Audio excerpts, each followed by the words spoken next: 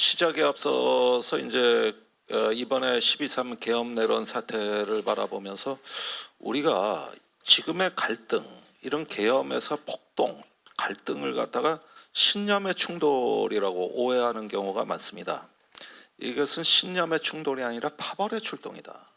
그러니까 신념이라고 할 때는 우리가 안보 정책에서 북한하고 자유주의 정책을 추진해서 어떤 상호 의존 체제를 만들어 평화로 갈 것이냐. 이것도 굉장히 신뢰성 있는 이론이죠. 평화 정책입니다.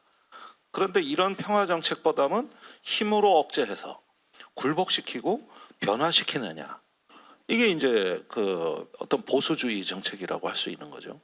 하나는 평화 정책이라면 하나는 안보 정책인데 이런 두 개의 그 견해 차이가 대립하는 거는 굉장히 좋은 일입니다. 굉장히 이런 정책이 경쟁을 하고 그러면서 균형을 찾아가고 또 어떤 타협의 길을 찾아가고 저는 이런 게 굉장히 좋은 일이라고 생각하고 필요한 일이라고 생각합니다. 또 어느 한 정책만에 의존할 수가 없고 두 가지 정책을 다 쓸 수 있다 그러면 더 좋은 일이라고 생각합니다. 그런데 이번에 나타나는 계엄 사태는 그러한 신념의 충돌이 아니었어요. 그런 좌우, 평화, 보수 이런 어떤 충돌이 아니라 파벌의 충돌입니다. 이건 정체성의 충돌에 가까운 사태입니다.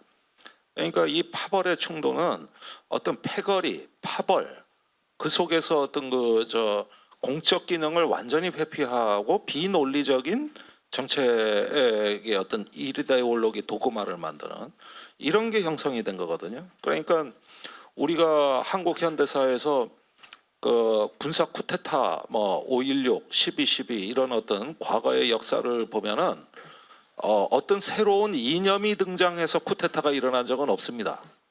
새로운 파벌이 등장할 때 쿠데타가 일어났다는 거예요. 새로운 파벌이 등장할 때 박정희와 그쪽에 추종하는 군일파 주로 6.4, 8기생, 9기생들이 주축이 된 그 파벌. 그 다음에 12.12 사태를 보면은 6.4, 11기가 주축이 되고 그 밑에 17기가 행동대장을 하는 특정 6.4 파벌. 여기가 등장을 하는 거죠. 이번에 보면은 용현파, 충암파 이래가지고 비선 라인처럼 움직이는 일군의 군사 파벌. 이게 등장하는 거거든요. 이 사람들은 새로운 이념을 제시한 적이 없어요. 그냥 파벌입니다. 파벌. 그러니까 한국 정치가 안보 정책이 막 추락하고 국헌이 문란되고 이런 사태로 갈 때 등장하는 것은 대부분 파벌이다. 이념이 아니다. 그 다음에 그 파벌이 충돌할 때는 신념으로 충돌하는 것이 아니라 정체성으로 충돌한다.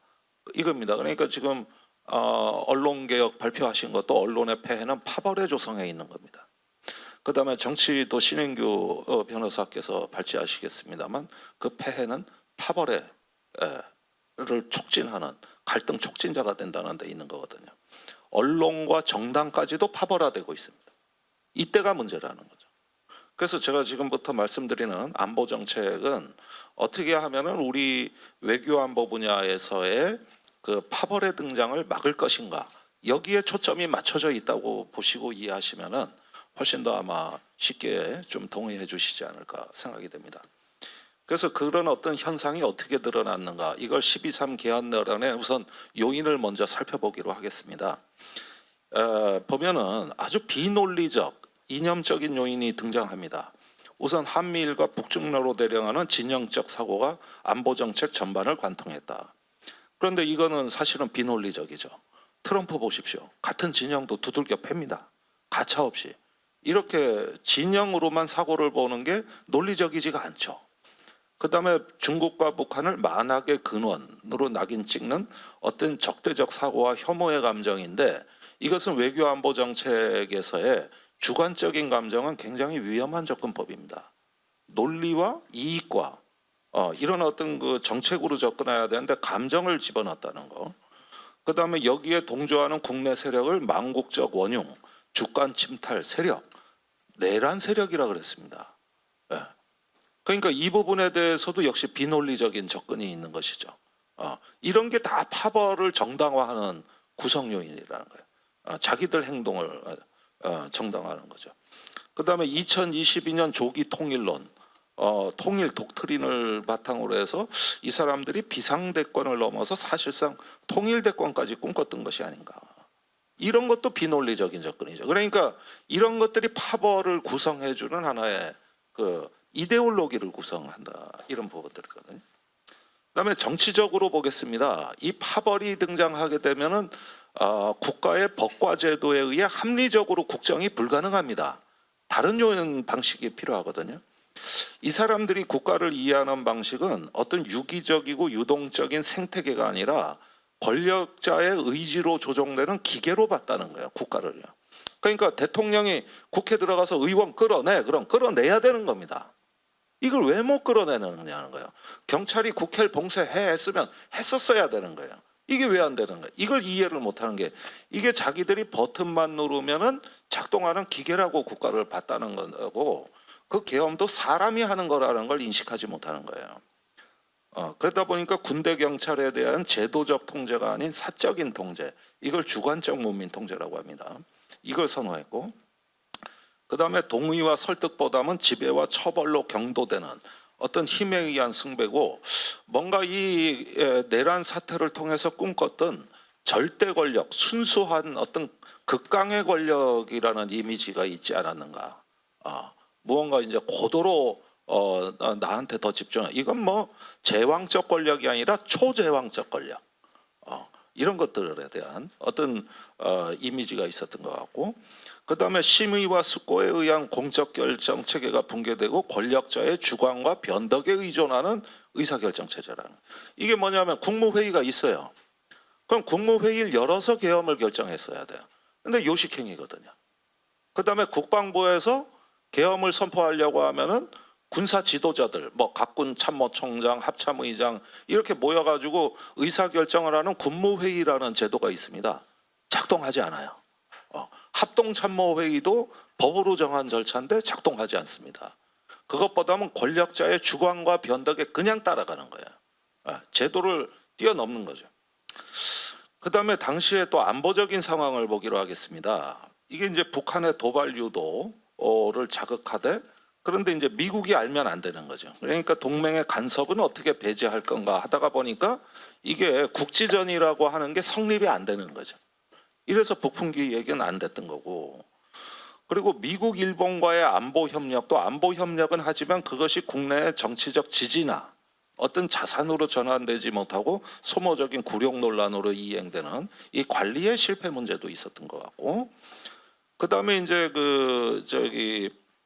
공조직이 뭐 체포조를 운영하고 수집소를 운영하고 이렇게 하면은 나중에 수사로 다 밝혀지니까, 이렇게 더럽고 불법적이고 은밀하게 벌어져야 되는 거는 사적인 조직, 뭐 노상원의 범죄단체 구성이라든가, 그마저도 안 되면은 중국의 용역 깡패를 동원하자거나 북한군에 의해서 이런 어떤 정치인들을 처리하게 하는 이런 방안은 어떠냐. 물론 아이디어 차원이긴 하지만 이게 나온 배경은 뭐냐면은 어떤 공적인 조직이 할 수 없는 일을 아웃소싱한다.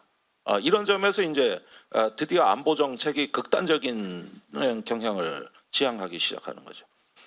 그다음에 이제 전문성이 아닌 충성심을 기준으로 무리하게 군 인사권을 남용해왔다. 그러다 보니까 군의 신뢰와 단합을 파괴했는데, 역설적으로 이게 바로 또 내란 사태가 실패하게 된 배경이기도 합니다. 군에서 상당한 동의를 이끌어냈더라면 성공했겠죠. 그러나 그렇지 않은 거죠. 그게 이제 줄 세우기, 파벌, 이게 바로 파벌입니다. 인사권을 통해서 파벌이 이루어지는다는 거죠. 이 점을 다음 장에서 조금 더 살펴보기로 하겠습니다. 자, 이 부분에서 우리 안보 체계에 있어 가지고 상당히 저는 심각한 결함이 나타났다고 생각하는데, 그러면은 주요 사령관들이 왜 복종했는가? 우리가 군이라고 할 때는 이 군은 원래 비합리적인 조직입니다. 사실 부하가 죽을지도 모르는데 돌격 앞으로 해야 되거든요. 사람이 죽고 사는 거는 신이 결정해야지 인간이 결정할 수 있는 문제가 아니에요. 근데 군은 그걸 해야 됩니다. 그게 군이 갖고 있는 비합리성입니다.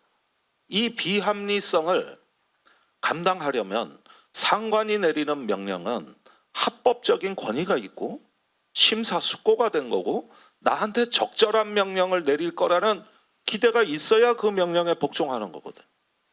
그러지 않으면 이 비합리적인 명령 지배 복종을 어떻게 감내하느냐 인간이. 그거는 합법적인 권위에 대한 믿음 때문에 하는 겁니다.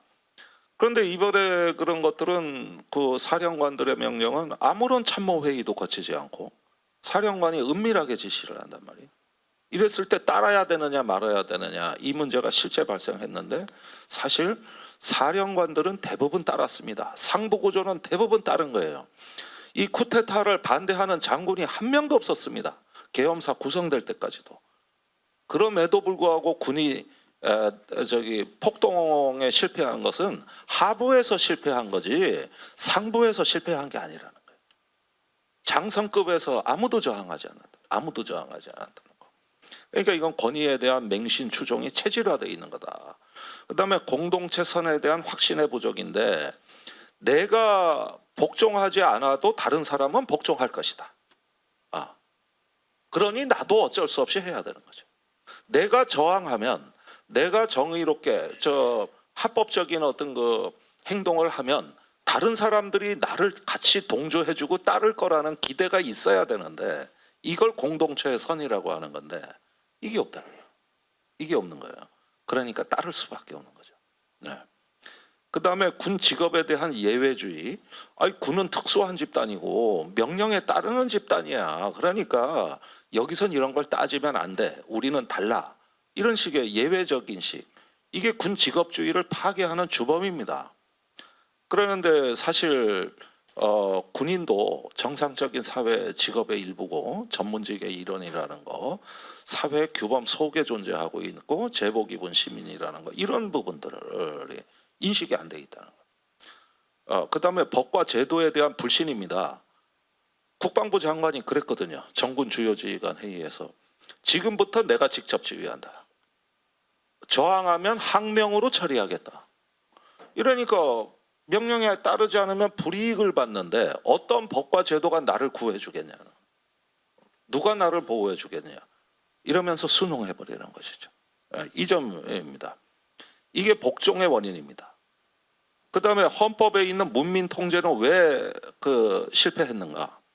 이게 문민 통제가 됐다면은 이 계엄 포고문이 대통령 사인이 있느냐, 합참 계엄가가 관여했느냐, 군의 의사 결정을 거쳤느냐, 무엇보다 합법적인 어떤 절차를 거쳤느냐 이런 게 다 제도로서 통제되는 것을 이제 문민 통제, 즉 제도적 문민 통제, 객관적 문민 통제라고 우리가 부르고 그게 민주공화국의 초석입니다. 그런데 왜 작동 안 했느냐 이것이 왜? 첫째는 이제 말씀드린 대로 이게 바로 파벌의 등장인데 특정 군맥이 공적 기능을 압도했다. 그 다음에 나고자 무자격자를 발탁해서 절대 충성을 유발시키는 가스라이팅이 용이한 구조다. 그러니까 특전 사령관이 4차 진급자입니다. 장성은 2차 진급까지가 대부분 마무리예요. 3차 진급이 구제 케이스라고. 근데 4차 진급자가 나왔다. 이건 군 인사가 문란하다는 얘기거든요. 이렇게 하면서 가스라이팅을 하죠. 너를 구해줬잖아. 나한테 충성해야 되는. 이런 식이 이제 사령관들에게 지행된 평소의 그 가스라이팅이에요. 그다음에 아까 말씀드렸듯이 제도 밖에 존재하는 민간인, 정치인들에게 더럽고 은밀하며 불법적인 행동을 할 수 있도록 아웃소싱 체계를 구상했다.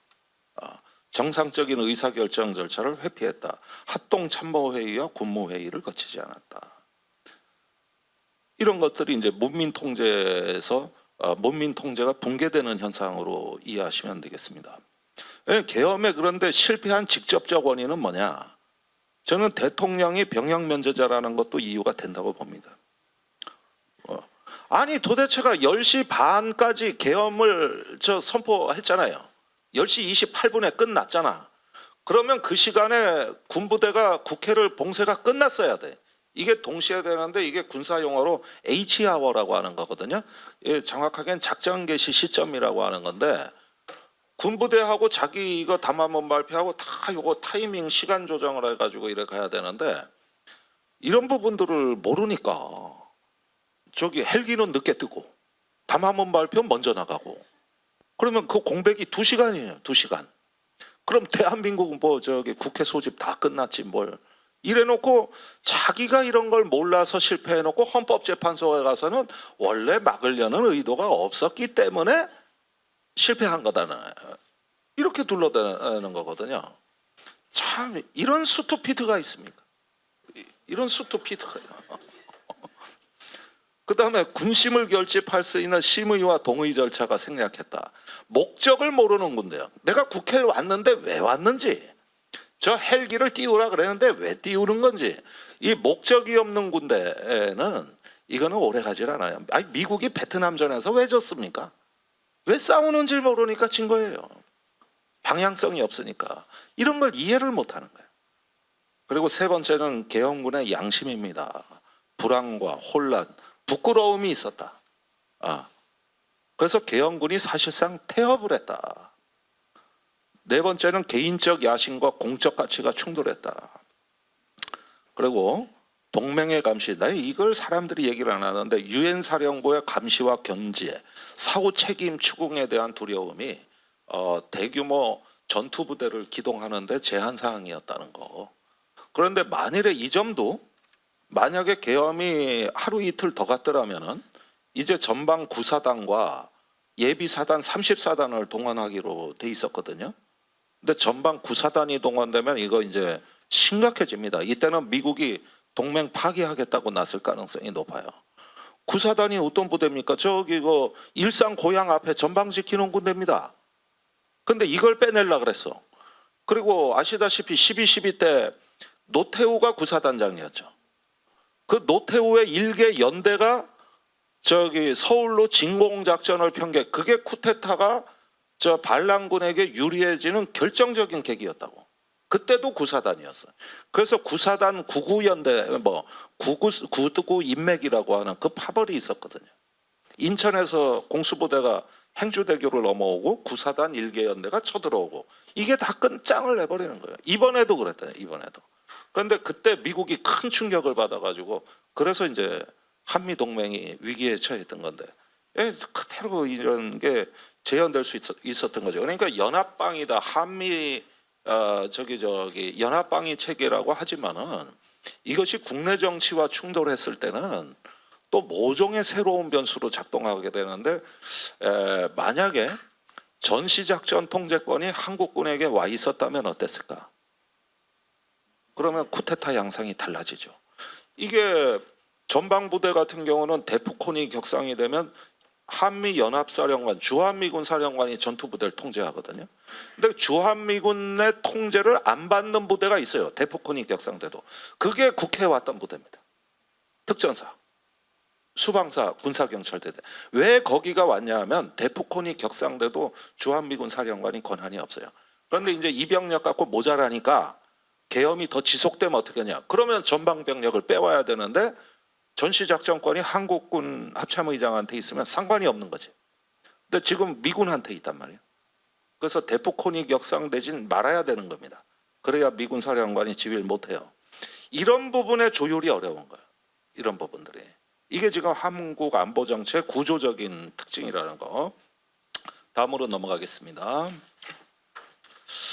그래서 국방개혁의 방향이라는 것들이 이게 지금 우리 안보 정책에 보면은 안보 정책, 안보 제도, 안보 조직의 운영이 제각기 분리돼서 각기 움직이고 있다는 거예요. 이게 통합이 돼야 된다는 겁니다. 그건 뭐 밑에 쪽 써놨는데 좀 참고하십시오. 제도 바깥에서 음모론적으로 군사력을 남용했다. 그게 바로 노상원입니다. 군사 임무의 전문성과 군 인사가 괴리돼 있다. 아니 어떻게 특전사령관이 4차 진급자인데 공수 낙하 훈련을 해본 적이 없는 사람이 이번에 특전사령관으로 왔단 말이에요. 그다음에 정보사령관 문상호의 경우는 정보를 모릅니다. 그래서 노상원한테 휘둘리는 거예요. 그래서 현직 정보사령관이 꼼짝을 못하는 거죠. 이게 자리 따로 전문성 따로. 그게 바로 이거예요. 법적 근거가 있는 업무를 장시간 수행하면서 이게 관행이 됐다. 아니 55경비단이 경호처를 지원하는 이게 군조직이라는 게 이게 법적 근거가 어디 있습니까? 이게 없어요. 아무런 제도적 근거가 없어요. 방첩사가 민간인을 수사한다. 안 되는 거 아닙니까? 안 되는 거잖아요. 이런 게 무법적인 법의 공백지대에서 이로 평소에도 이것이 널리 자행되고 있다는 거. 예. 그리고 군의 어떤 정원, 조직, 중기재정계획, 중기국방계획이라고 그래요. 이런 거 국회에서 입법부에서 통제하는 제도가 한 개도 없습니다. 더군다나 이제 그 군의 어떤 임무와 목적이 합법적이어야 된다는 것을 무슨 수로 입법부가 들여다보고 문민 통제할 수 있냐 이거예요. 제도가 거의 없다고 보시면 된다.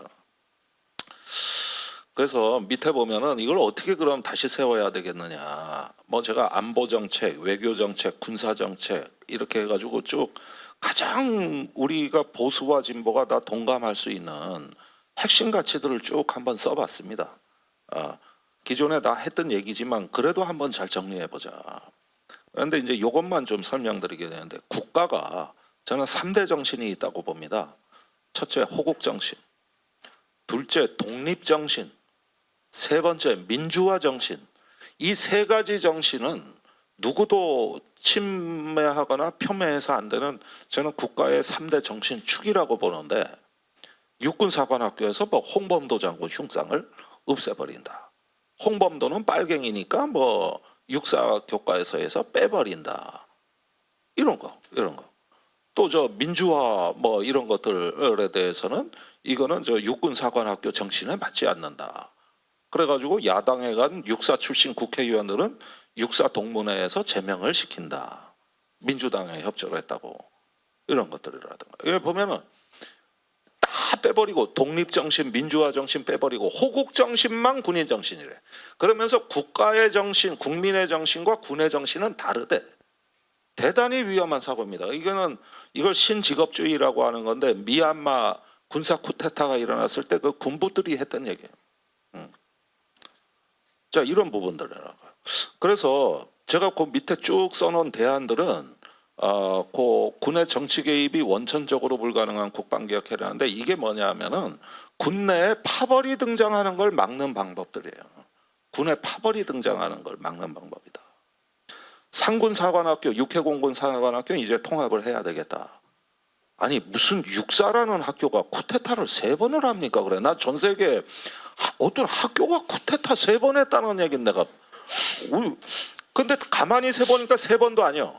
유신 쿠데타도 쿠데타요. 그리고 저 멀리 거슬러 가면 87년도에도 쿠데타 하려다 말았어요. 쿠데타는 구상만 해도 처벌이요. 그것도 그때 그냥 넘어갔어요. 이렇게 다시 계산하면 5번입니다. 무슨 학교가 5번을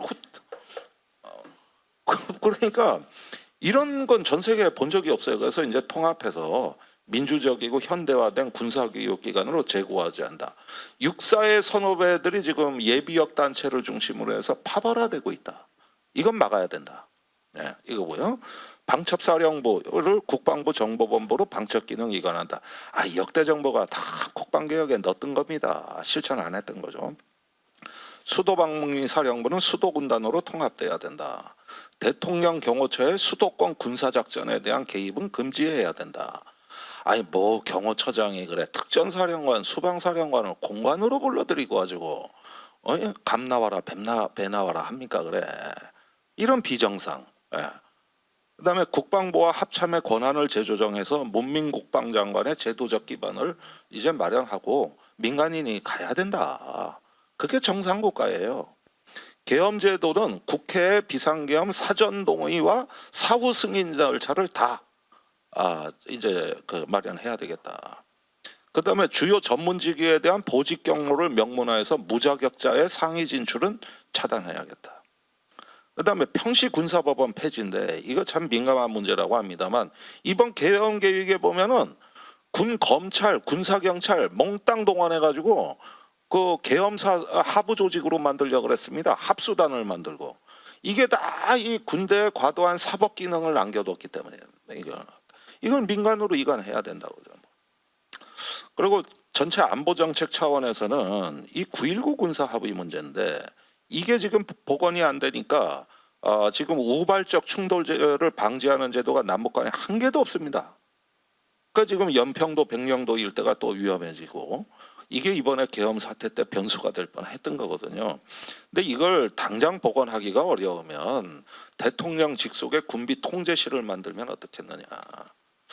그다음에 이제 현대군의 추세와 우리의 미래 안보를 종합적으로 고려한 이제는 기술군대, 이 전문군대로 전환하기 위한 청사진을 마련해야 되겠다. 언제까지 이런 재래식 보병 육군 중심의 이 재래식 국방을 할 거냐.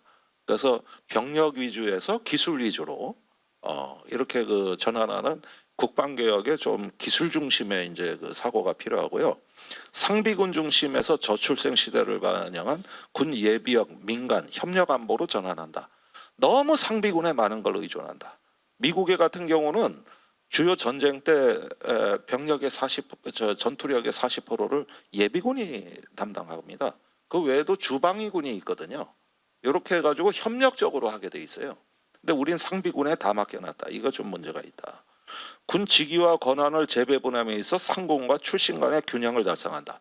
예를 들면 수방사령관, 방첩사령관, 특전사령관이 있다 그러면 요거 세 개를 전부 육사를 준 거예요. 그러면 하나는 육사가 하면 하나는 ROTC 학군이 하고 하나는 일반 뭐 3사 출신이 하고 이런 식으로 이렇게 해가지고 정치적 영향력이 상당한 어떤 그 주요 직위에 대해서는 균형 인사를 한다. 참모총장도 현역에서 예비역으로 바꿔야 한다. 이게 미국의 각군 장관성하고 비슷해서 높은 수준의 문민 통제를 달성한다. 다자간 안보 체계, 중국과 러시아와 전략 대화 복원 등등입니다. 자, 이제 마칠 시간이 됐는데요. 제가 이 안보 정책에서 말씀드리는 것은 지금의 안보 정책은 국내 정치가 파벌화되는데 완벽하게 이용되는 놀이터가 되어버렸습니다. 그것으로부터 탈피할 수 있는 안보를 제자리에 다시 제자리로 정상화할 수 있는 어떤 이런 제도적 장치와 더불어서 무엇보다도 이 외교 안보에서의 이데올로기적 감성 이런 것들은 그게 보수건 진보건 다 위험한 겁니다. 이게 굉장히 위험한 거거든요. 그런 면에서 이 국내 정치의 파벌화에 안보가 너무 많이 희생되고 이용당하고 오염이 돼 왔다는 부분들을 우리가 이제 다시금 이번 이제 새로운 대선 공간에서 개혁 마스터 플랜을 통해서 안보 정책을 조금 정상화하고 개혁하는 조치가 없으면은 굉장히 국가는 위험해집니다. 제가 아까 서두에 말씀드린 대로 군은 비합리적 조직입니다. 이 비합리적 조직을 합리적으로 통제하지 못하면 여기는 무력을 행사할 수 있기 때문에 외교를 망칠 수 있기 때문에 그건 피해 복구가 불가능합니다. 국내에서 뭐 경제 정책이 사회 정책이 실패하면은 다른 정치 세력이 와서 복원하고 이걸 갖다가 복원하면 되는 거거든요. 그런데 안보가 실패한다. 이거 뭘로 복원합니까? 그건 전쟁인데. 또 외교 한 번 단절된 걸 어떻게 복원합니까? 상대가 있는데. 그래서 이 부분에 대한 국가의 합법적인 어떤 권위, 그다음에 문민 통제 규범은 우리 민주공화국의 초석이고 앞으로 이 민주주의를 더 경고화하는데 핵심 영역이라는 걸 말씀드리면서 발제를 마치겠습니다. 감사합니다.